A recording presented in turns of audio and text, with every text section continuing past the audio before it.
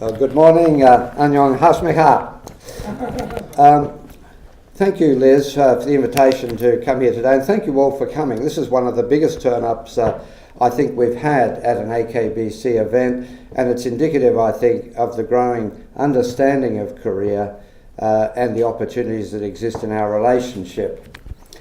Having said that, I still think the Republic of Korea is largely sort of unknown in Australia. There's little appreciation here of its importance to Australia.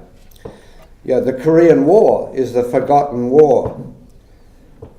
Our car, our TV, our smartphone, our laptop, our fridge, and our air conditioner may be Korean, but we really don't care. It might as well be Chinese or Japanese or whatever.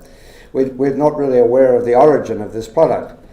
But all this means that our two-way trade now is such that Korea has become Australia's third largest export market, its fourth largest trade and investment partner, two-way overall, and we are Korea's second largest defence partner. So let me talk a little bit about Korea, because some of you, well, there are a number of you are Korean, so you know all this, but for those of you who are not, Korea is the third most densely populated country in the world.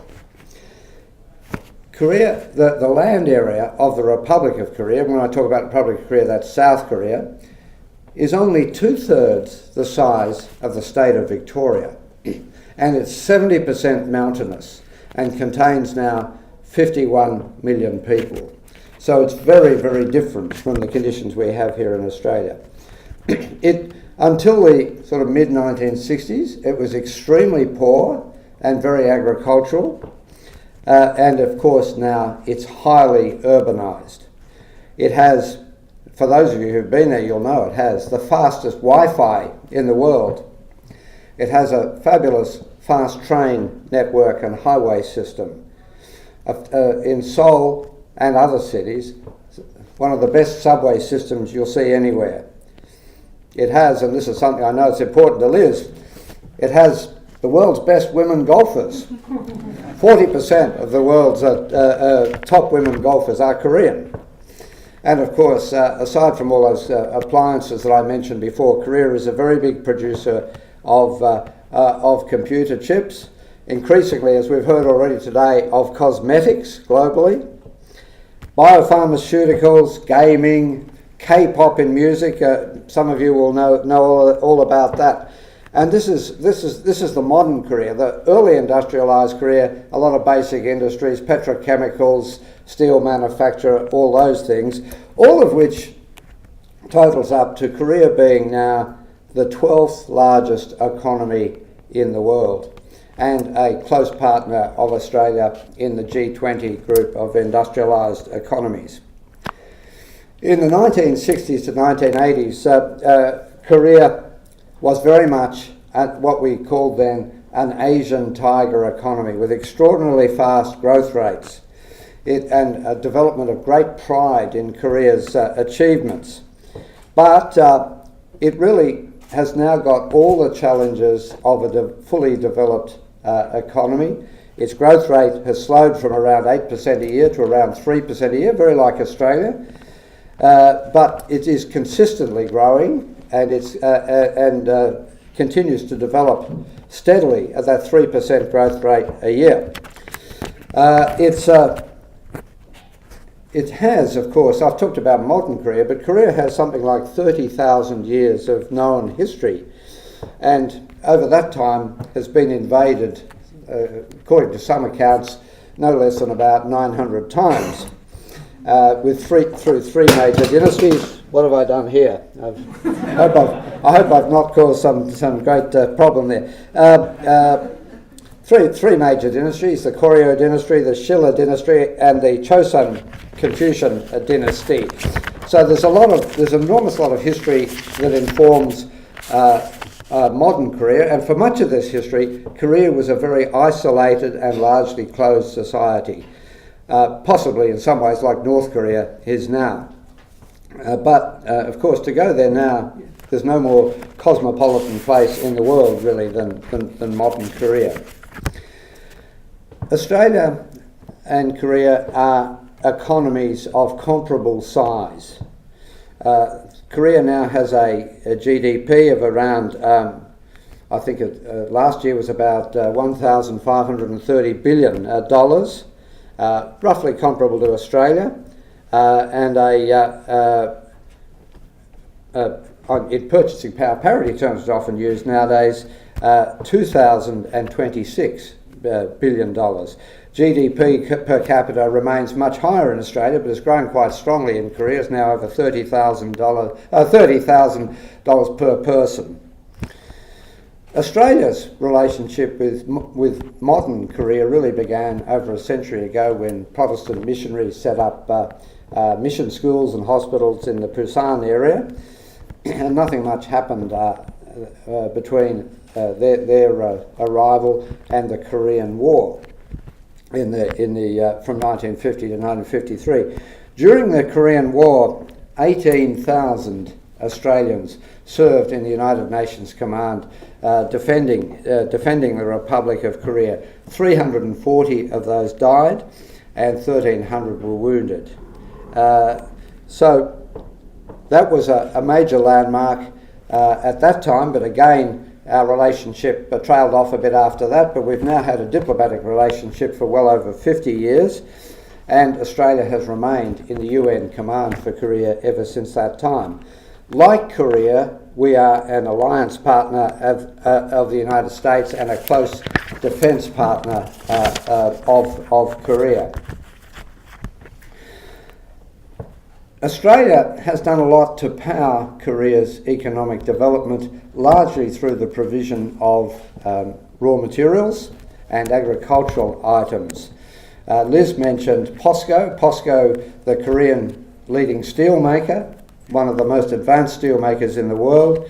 70% of its raw materials, its iron ore and its coking coal, come from Australia. In fact, I think on coking coal, it's even higher than that.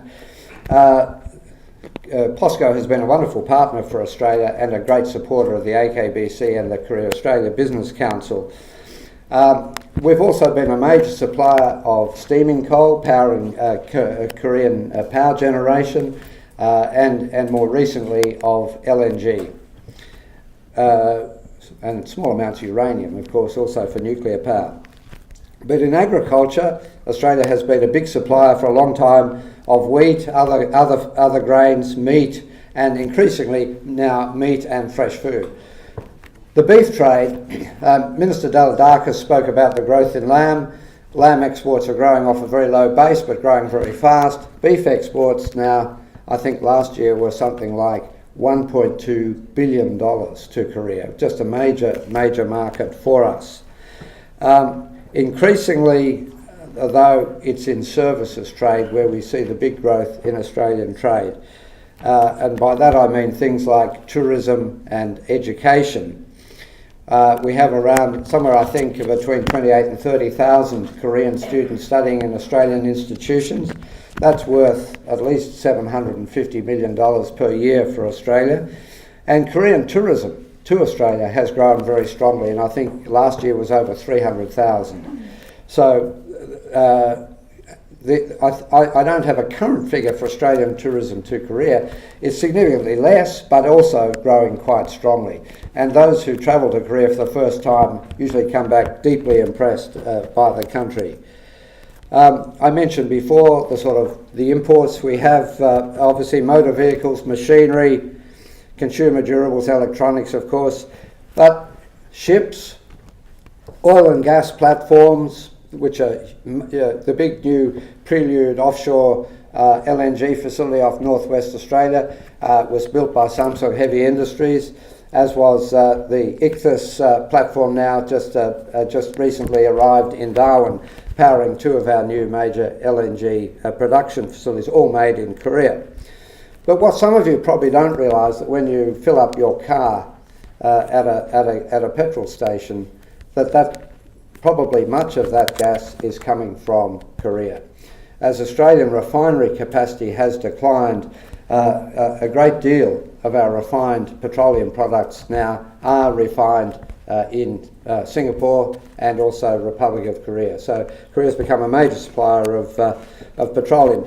So we have a very highly complementary trade relationship, and the area I think we're going to see growth is in a lot more in the service industry side, particularly financial services, where Korea has still some way to go, I think, to become a more advanced services economy, and Australia has a lot to offer there.